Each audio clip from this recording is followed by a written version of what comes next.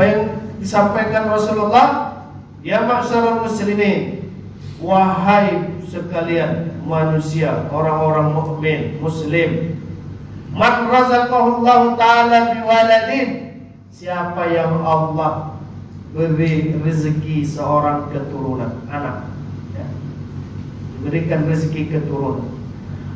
Ini pesannya ini, fa'alaihi bita'dibihi wa ta'limi. Maka pesan dari Rasulullah, ta'dib dulu, Pak. Ajarkan dia tentang adab.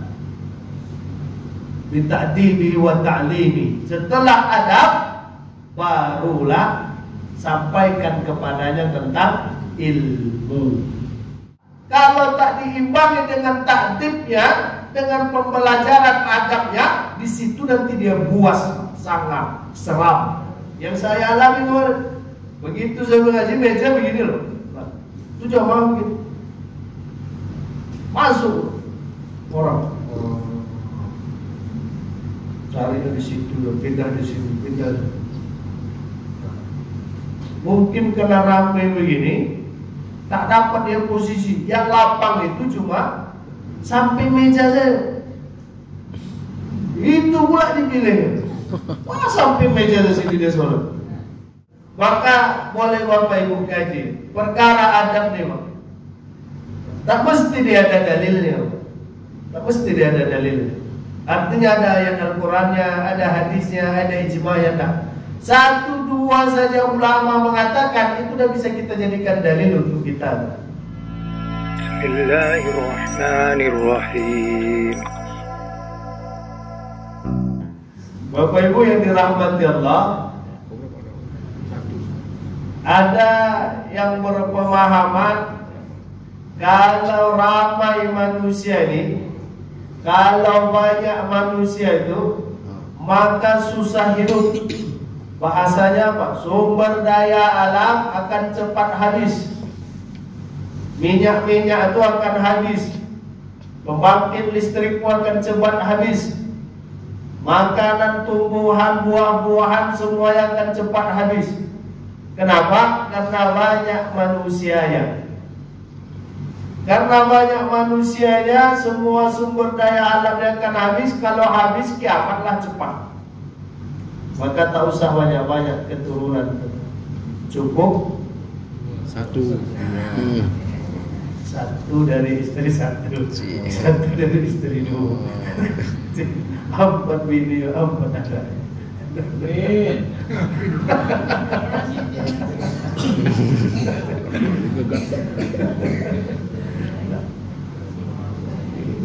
Kalau kita lihat Bapak Ibu yang dirahmati Allah sekarang nih ya, nah ini artinya perbandingan saja. Masalah diterima atau benar atau tidak ya, itu nanti ya. Perbandingan saja. Manusia negara yang penduduknya terbesar. Negara apa? Cina. Apa lagi? India. Nah, dua daerah dulu ya. Baru nanti Amerika, baru Indonesia, baru lain sebagainya. Dan kita lihat sekarang fenomena yang menguasai dunia itu ekonominya Cina. Dimanapun kita berada, insya Allah ada produknya. Pergi awak ke Mekah beli onta, udah asli hewan tuh hewan Arab.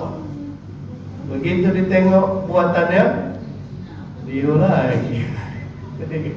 Beli sajadah, tengok tulisannya, dia lagi. Jadi kalau kita lihat, ternyata banyak penduduk itu bukan justru membuat kehidupan ini makin sulit. Sama kalau kita lihat orang India. India itu kan penduduknya terbesar. Tapi sekarang nih banyak orang India itu yang luar biasa pintarnya, yang luar biasa kreatifnya, dan hampir dari semua lini bangunan, keahlian, perkebunan ada dia. Kemarin ketika ngisi di RAPP itu, ngobrol-ngobrol sama supir ya, Masih banyak yang datang banyak. Orang-orang mana ya? Itulah bilang India. Orang India datang sini. Pikir orang itu cuma nyanyi-nyanyi aja. Ya, cuma nyanyi, joget gitu kan. Rupanya pandai juga orang itu. Di Malaysia itu hampir rata-rata banyak. Jadi memang banyak manusia ini ternyata tidak juga membuat hidup ini semakin susah. Itulah perbanding. Karena ada orang punya persepsi tak usahlah banyak-banyak, payah hidup. Tak usahlah banyak-banyak, susah dan. Kalau pertimbangannya payah hidup, payah susah hidup, itu yang perlu diperbaiki. Insya Allah habis ini ibu-ibu masih jadi pertimbangan insya Allah. Kata Rasulullah, tazawwadul wudhu al-walud fa inni mukatsiru bikumul umam. Apalagi zaman sekarang nih, yang pakai sistem suara terbanyak. Suara terbanyak dialah pemenang. Kalaulah terbanyak di kampung itu keturunan-keturunan yang baik, maka tak akan ada peluang menang orang-orang yang tak baik. Kita disuruh sikit-sikit aja, orang itu disuruh banyak-banyak.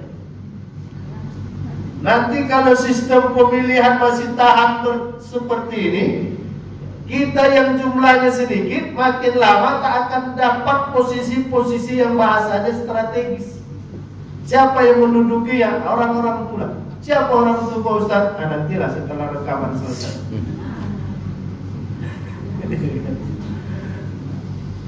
Tazawwadul wadud wal mulud fa inni mukatsir bikumul umam. Karena nanti Rasulullah sallallahu alaihi wasallam berbangga-bangga dengan banyaknya keturunan. Jadi Rasulullah itu bangga dia kalau umatnya banyak. Bangga dia kalau umatnya udah banyak, soleh lagi.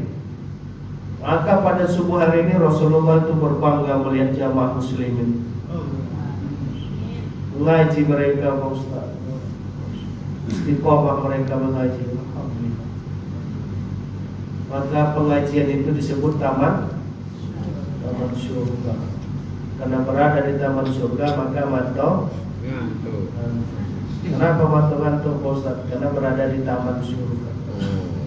Selesai mengaji tak ada ngantuk Pak Ustaz, karena sudah keluar dari taman surga.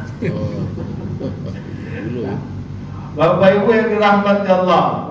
Lalu kemudian kalaulah yang diperintahkan kepada kita kata Rasulullah, fa inni mukatsiru bikumul umam.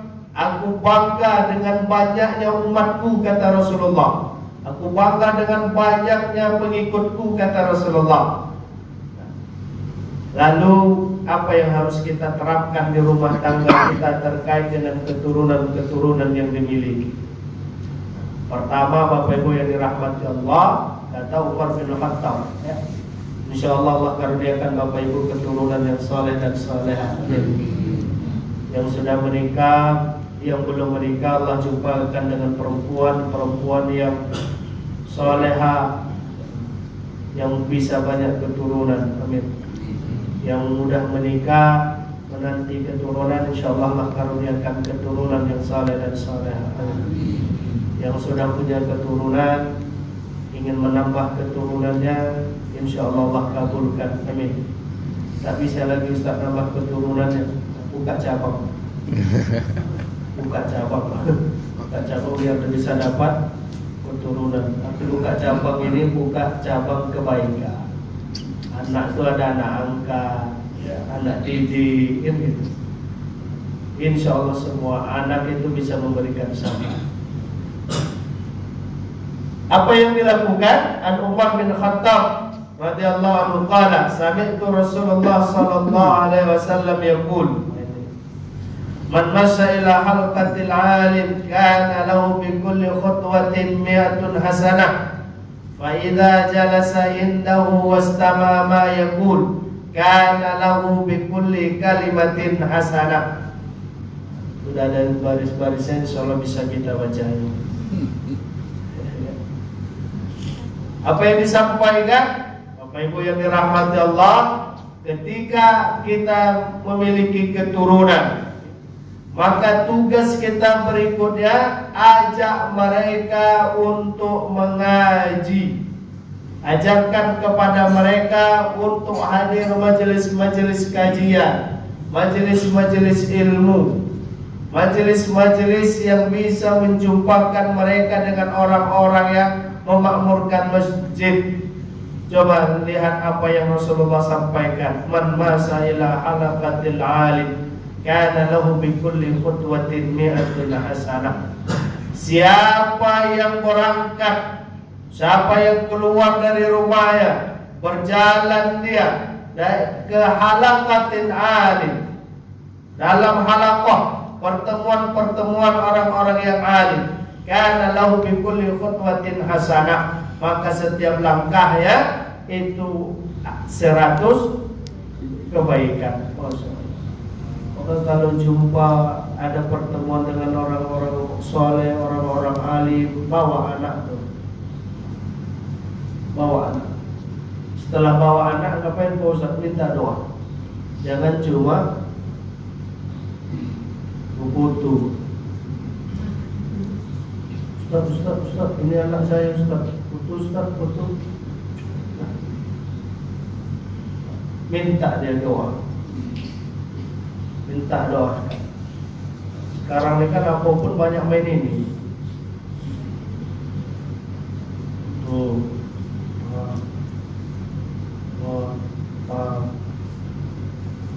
Jadi gitu juga orang meninggal bukannya didoakan. Tuh. Disuruh mencium jenazah. Dan jenazah itu kan dicium sebelum dia ditutup wajahnya pakai kain kafan. Dicium. Tak diciumnya dah, difotonya. Padahal disuruh dicium. Apanya dicium Pak Ustaz? Kening. Kalau ada takziah itu ahli keluarga, kalau ada keluarga yang meninggal, keningnya yang dicium, bukan pipinya. Apalagi hidung. Cium kening. Masukkan jenazah itu dalam kubur, difoto yo. Salah Pak Ustaz? Tak salah mengabadikan momen mungkin. Tapi salah kalau gara-gara memfoto itu lupa dia dengan doa. Bawa anak itu bertemu dengan alim, orang-orang yang alim. Setelah berjumpa dengan orang alim, minta doakan sama orang alim itu. Jangan anak itu tak dibawa. Ada kajian, bawa anak itu. Ada tabligh apa, bawa anak itu. Walaupun nanti sampai situ tidur dia bosan, tak ada masalah. Lari-lari dia bosan, tak apa-apa. Lari-lari anak itu pas pengajian pulang kita tanya dia dapat dia. Awak yang fokus dulu ini. Kau tadi kajiannya, tak tahu.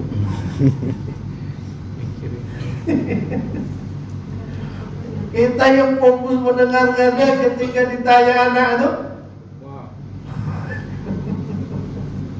Tapi ada yang lari-lari itu, anak yang main-main itu. Ketika ada pengajian, insya Allah dapat. Saya pernah coba itu, pernah tes tuh. Iya juga. Jadi pas pengajian minggu di bulan itu, ada anak-anak itu main-main lari.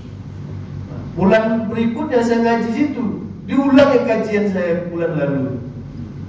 Masya Allah, awak lupa judulnya. Anak-anak. Begitu pengajian saya tanya, Bapak Ibu bulan lalu kita tentang apa Pak? Macam tentang sholat macamnya. Nah, jadi tak bisa kita sepelekan anak-anak yang begitu-gitu. Kalau dia diajarkan untuk tertib itu bagus. Tapi kalau dia berlari bermain, itu juga tidak akan mengulangi keberkahannya. Paling ada orang yang apalah nak gelai-gelai. Tapi kalau sholat memang beda babnya ya.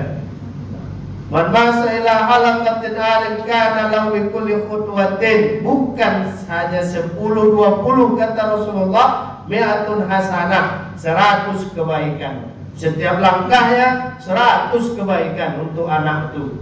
Untuk orang tuanya pasti lain. Fa idza jalasa indahu wastama'a, kalau anak itu duduk, wah ini duduk lagi. Wastama'a, kemudian dia dengarkan ma yaqulu, apa yang disampaikan, kana lahu bi kulli kalimatin hasanah, maka setiap kalimat yang dia dengarkan itu adalah pahala, kebaikan. Jadi setiap kalimat pengajian itu kebaikan. Saya Ustaz, saya mendengarkan itu banyak pahala, alhamdulillah. Assalamualaikum warahmatullahi wabarakatuh. Di situ mulai.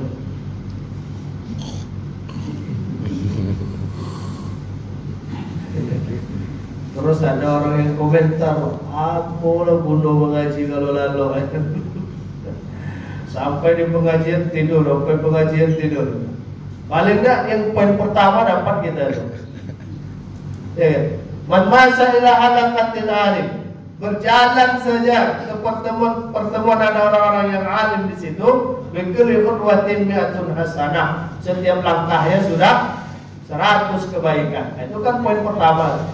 Fa idza jalasa, dan jika berarti ada tambahan itu.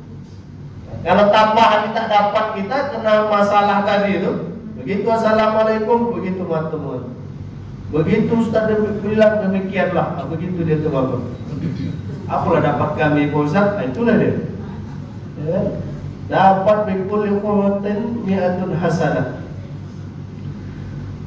Kemudian yang kedua, Bapak Ibu yang dirahmati Allah, diriwayatkan dari Imam At-Tirmidzi, Imam Ibnu Majah, dari Ibnu Abbas radhiyallahu anhu, apa yang disampaikan kepada anak-anak dan keturunan, apalagi orang tua ya, karena memang orang tua itu lebih penting untuk dipahamkan. Udah ada surveinya, tapi survei ini tak betul tak tidak. Yakin saya betul juga. Apa survei? Anak itu ternyata kecerdasannya, kebaikannya itu koneknya bukan ke ayah. Anak itu kecerdasannya, attitude-nya, perilakunya itu koneknya ke ibu.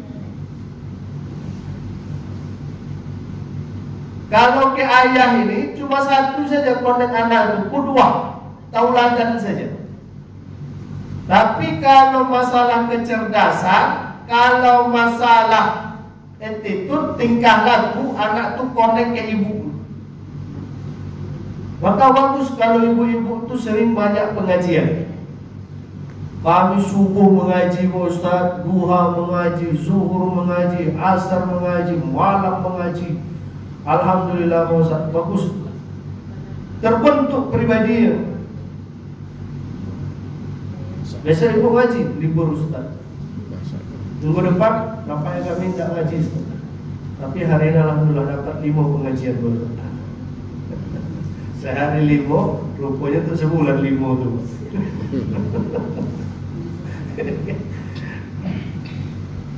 Jadi kalau dulu bahasanya tuh apalah perempuan tuh belajar tinggi-tinggi pendidikannya, hafal Quran, tak akan jadi imam juga perempuan tuh. Karena laki-laki yang jadi imam, tak perlulah perempuan hafal Quran, cukup laki-laki yang hafal Quran. Kenapa? Dia yang jadi imam.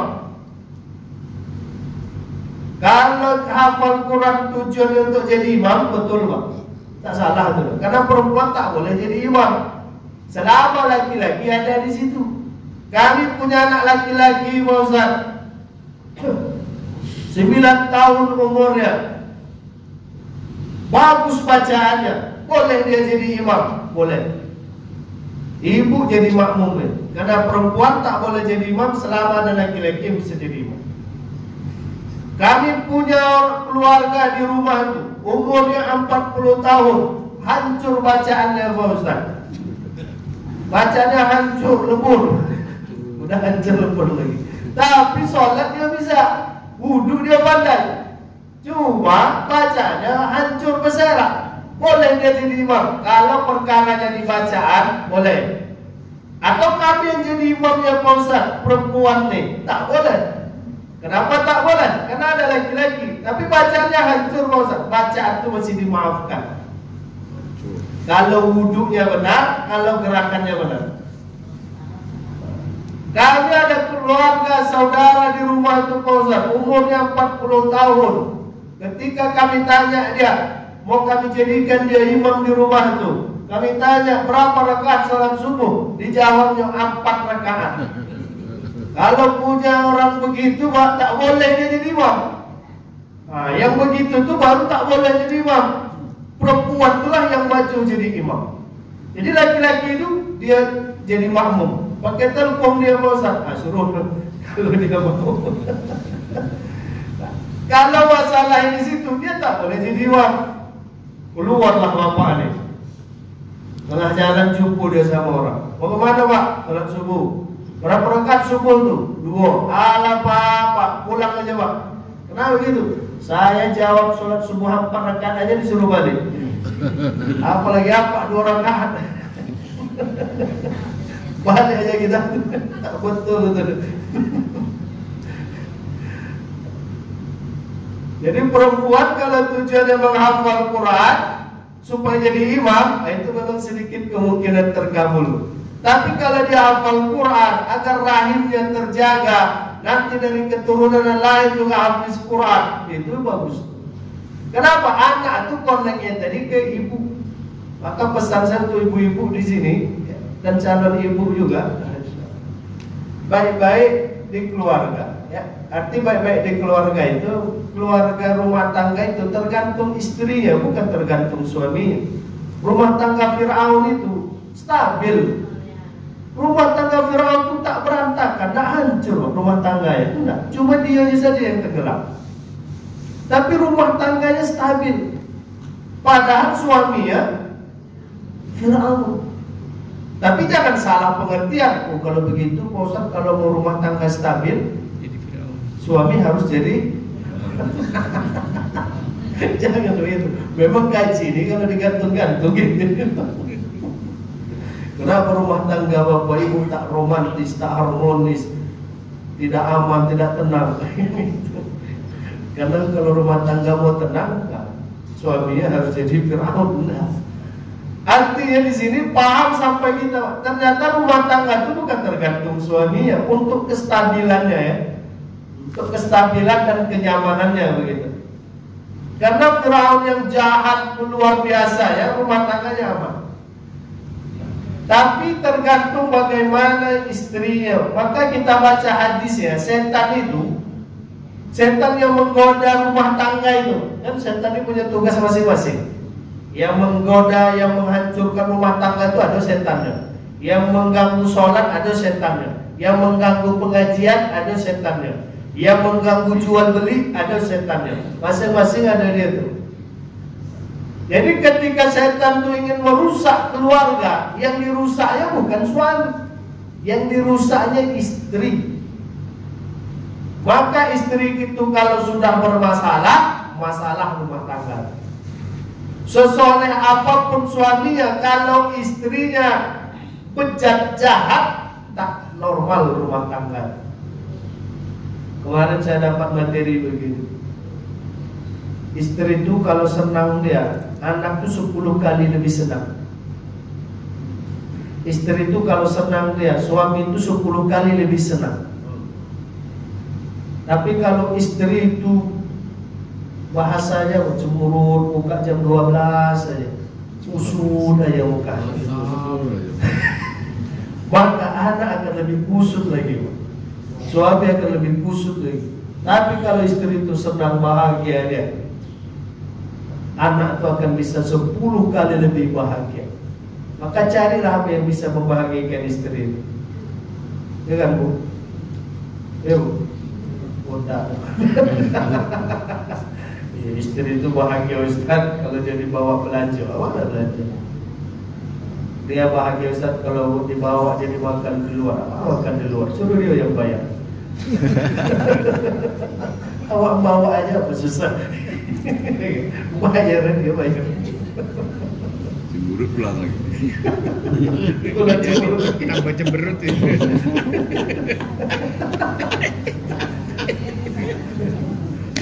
Tapi kalau istri itu bermasalah, rumah tangga Nabi Nuh contohnya coba. Kurang soleh apalagi Nabi Nuh, tapi rumah tangganya hancur, berantakan, tak normal. Arti tak normal ini tidak seperti rumah tangga orang-orang yang baik. Tapi Nabi Nuh ya baik, cuma rumah tangga yang bermasalah. Apa sebab? Istri yang berkhianat. Maka kalau ada hadis yang kedua ini, kita tujukan untuk keturunan, untuk anak, maka yang perlu dikuatkan kesolehannya, kebaikannya, kefakihannya adalah seorang ibu. Apa kata Rasulullah sallallahu alaihi wasallam? Wahidun asyad fakihun wahid. Satu orang yang fakih asaddu ala syaitan min alfi abid. Lebih ditakuti oleh syaitan daripada alfun abid, 1000 orang yang taat. Jadi kalau dikaji setan takut sama yang taat, enggak. Karena ketaatan manusia itu kadang bisa membuat dia sombong. Ketaatan manusia itu kadang dia bisa membuat dia lalai. Artinya apa maksud lalai? Lalai itu dia merasa ibadahnya cukup udah, tak butuh ibadah-ibadah yang lain. Ternyata yang begitu-begitu itu bisikan dia. Maka kalau ditanya setan takut sama yang beribadah, enggak, setan tak takut sama yang beribadah. Bahkan banyak ibadah itu jadi mainan-mainan setan. Contoh yang setan bahagia betul melihat orang beribadah itu apa? Yang pertama, kalau dia ragu dengan ibadahnya, habis itu dia batalkan ibadahnya. Allahu Akbar. Ini udah 2 rakaat atau 3 rakaat. 2 rakaat atau 3 rakaat. Biar afdal pulang aja lah lagi. Oh, pemikiran kita biar afdal. Padahal ketika itu senang betul setan berhasil. Alhamdulillah. Alhamdulillah. Setan malam.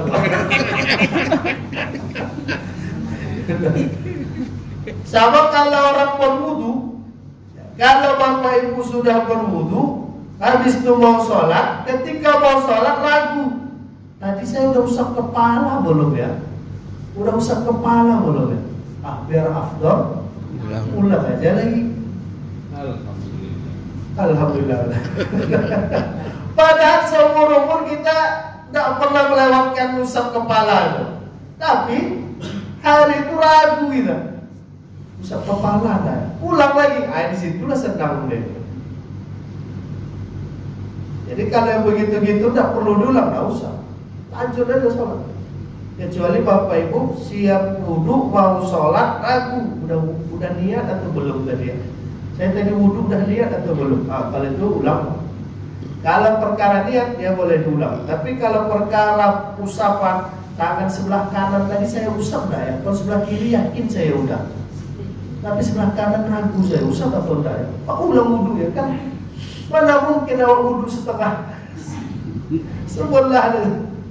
Nah, jadi kalau dirahmati Allah, setan itu tak takut ya sama orang beribadah. Kadang jadi mainan-mainan dia. Yang ditakuti setan siapa? Fakih. Orang yang fakih. Siapa yang fakih itu? Orang yang paham, bukan orang yang ahli fikih.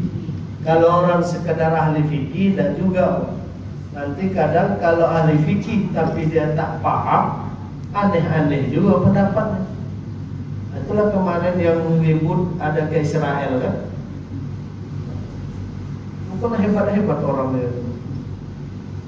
Kemudian ada yang kemarin yang ceramah bahasa semut. Ceramah bahasa manusia aja banyak. Dia bahasa semut pula. Kalau fakih ya, arti fakih dalam pemahaman kita itu bisa fikih, ahli fikih, itu enggak. Tapi yang fakih dimaksud itu adalah paham.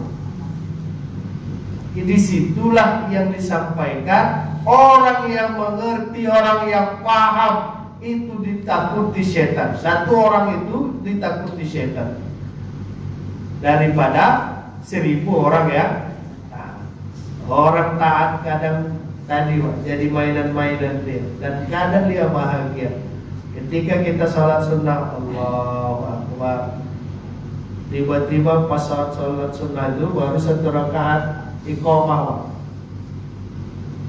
Allahu Akbar. Dalam hati itu siapa yang iqamah, siap sholat panggil. Tadi iqamah, iya. Besok kalau komat dan orang masih ada yang sholat sunnah atau enggak. Jangan komat kalau masih ada sholat sunnah. Betawi iki. Alhamdulillah kata.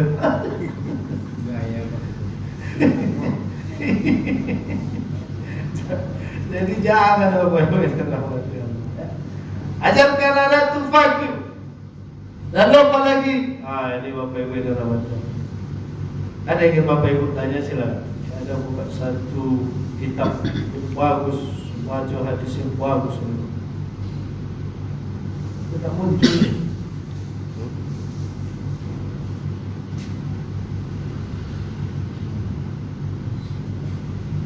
Ya ma'syaral muslimin, man razaqallahu ta'ala biwaladin fa'alaihi bita'dibihi wa ta'limihi. Ini amanahnya Bapak Ibu ya. Apa yang disampaikan Rasulullah, ya ma'syaral muslimin, wahai sekalian manusia, orang-orang mukmin, muslim, man razaqahullahu ta'ala biwaladin, siapa yang Allah beri rezeki seorang keturunan, anak ya. Diberikan rezeki keturunan. Ini pesannya ini. Fa'alaihi bita'dibihi wa ta'limihi.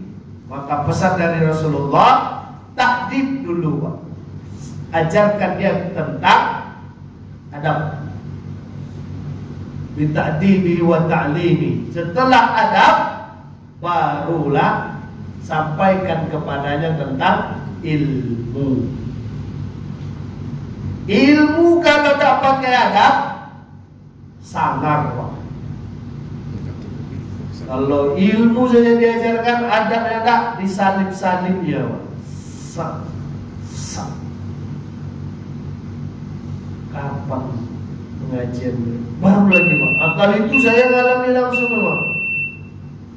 Habis. Tambah belum nih? Belum. Kalau itu saya ngalami langsung. Kita paham setiap masuk masjid ada sholat, hadisnya jelas. Kalau itu saja disampaikan, Bapak Ibu yang dirahmati Allah, Rasulullah SAW melarang kita ketika masuk masjid tanpa sholat 2 rakaat.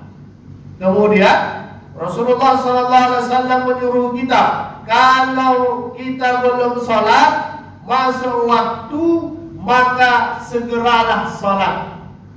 Kalau sudah terlaksana jamaah, masuk kita, masbu artinya langsung laksanakan sholat. Itu saja disampaikan tentang keutamaan sholat di awal waktu, tentang keutamaan segera mengganti sholat, tentang keutamaan masuk masjid langsung sholat. Itu saja materinya. Salah bosan? Tidak salah. Kalau tak diimbangi dengan takdibnya, dengan pembelajaran adabnya, di situ nanti dia buas, sangat seram. Materinya kan itu saja tuh. Dapatlah dalam benak pikirannya. Yang saya alami kemarin, begitu saya mengaji meja begini loh. Itu jamaah begini. masuk orang cari di situ, pindah di sini, pindah. Mungkin karena ramai begini, tak dapat dia posisi. Yang lapang itu cuma samping meja saya. Itu pula dipilih. Wah, samping meja di sini dia sholat. Yang lain semua mau tengok bapak tu, tahu lagi dia tengok jamaah tu.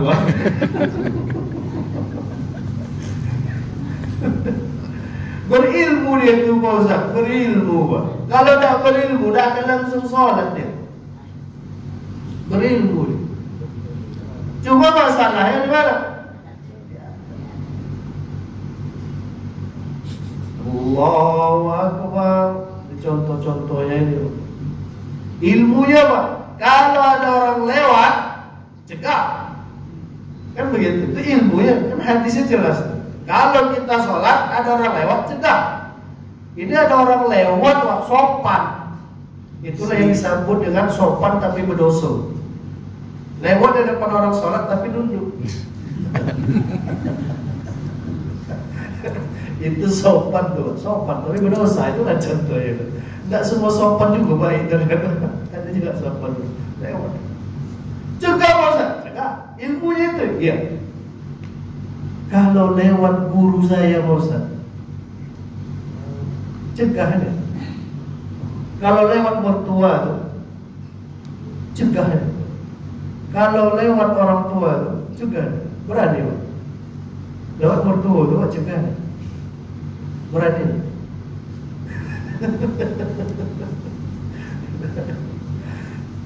Masalah kita sekarang banyaknya bukan di ilmu, tapi masalah banyak sekarang itu di takdir, di adab. Anak-anak itu pun begitu. Yang kan anak-anak orang tua itu begitu Bos, ada mungkin lah. Tapi kalau di sini enggak, sini sopan. Kalau mengaji nunduk.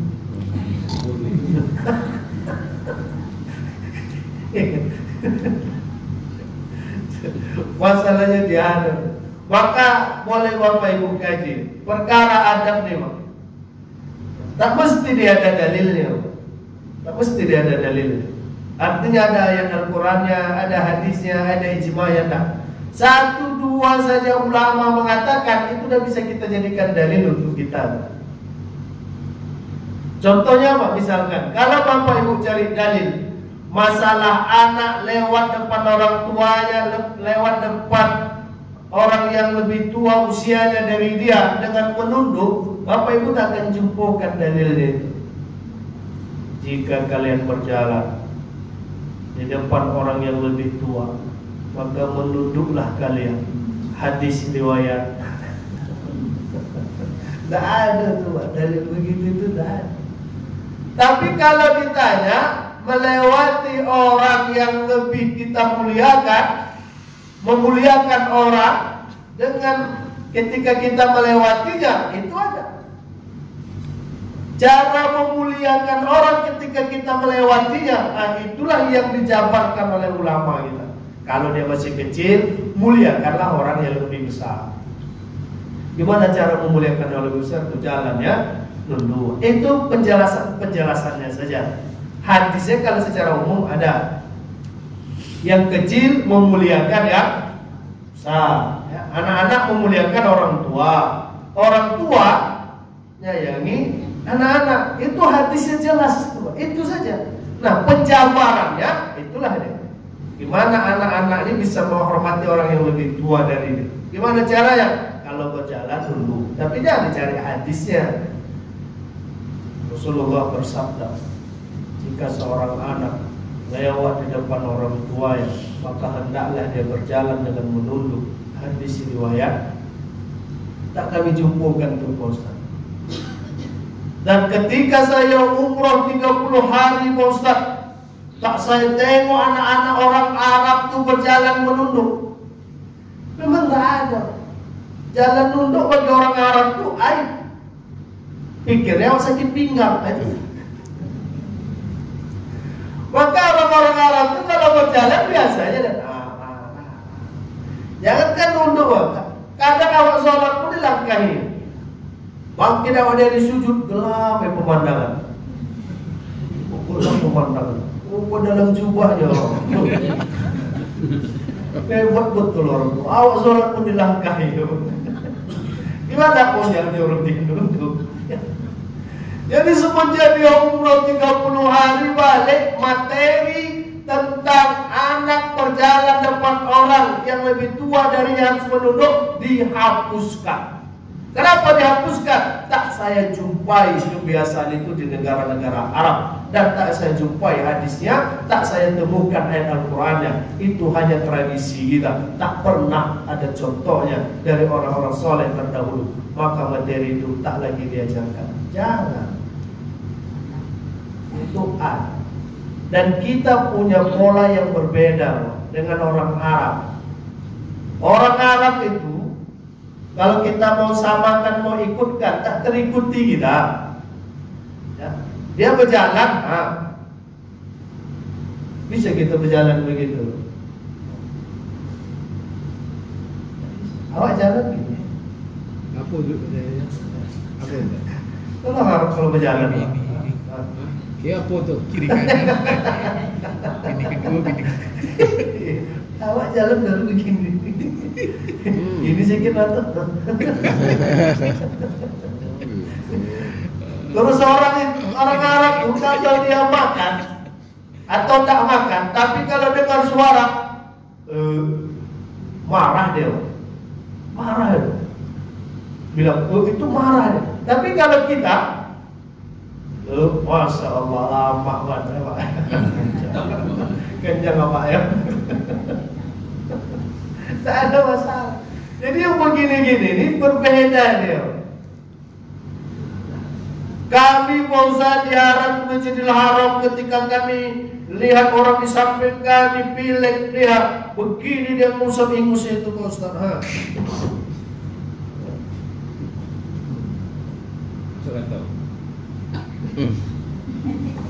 Biasa orang tuh, biasa Pak. Ya begitu-gitu tuh orang tak ada masalah. Berbunyi dia kok. Tapi coba buat ini awak.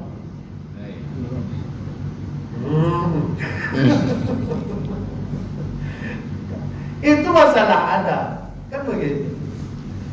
Maka ajarkan pertama tentang adab. Perlulah disampaikan ya. Untuk anak cucu didik dia tentang adab itu. Sampaikan dia tentang materi adab. Dia tak bisa dia matematika Pak Ustaz. Umurnya masih 6 tahun 7 tahun tak ada masalah. Dia tak pandai bahasa Inggris tak ada masalah. Tapi ketika dia ngomong sama orang tuanya tak pernah meninggi suaranya, mulia anak. Ini hari ini sampai zuhur kita. Karena materi masih banyak hadis ini.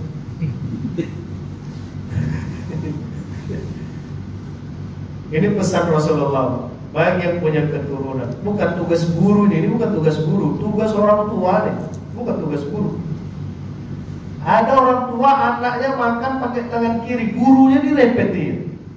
Tak jelas guru, anak saya makan tangan kiri. Padahal tugas itu tugas siapa? Orang tuanya, bukan tugas guru. Nah, itu kadang ada orang tua ini kalau dah disekolahkan anak itu tugas orang guru lagi. Tak. Mahal banget. Allah Allah. Jadi Bapak Ibu dirahmat Allah, ini bikin kaji kita bagaimana Allah memberikan kepada kita amanah keturunan. Ya, insya Allah karuniakan keturunan. Yang belum punya keturunan Allah karuniakan keturunan. Yang sudah punya keturunan mau nambah insya Allah tambahkan. Allah tambahkan keberkahannya, kesolehan dan solehannya. Amin ya rabbal alamin. Insyaallah Allah jadikan rumah tangga sakinah mawaddah warahmah, keturunan saleh dan saleh. Amin ya rabbal alamin. Wa kullu amin wa antum bi khair. Wassalamualaikum warahmatullahi wabarakatuh.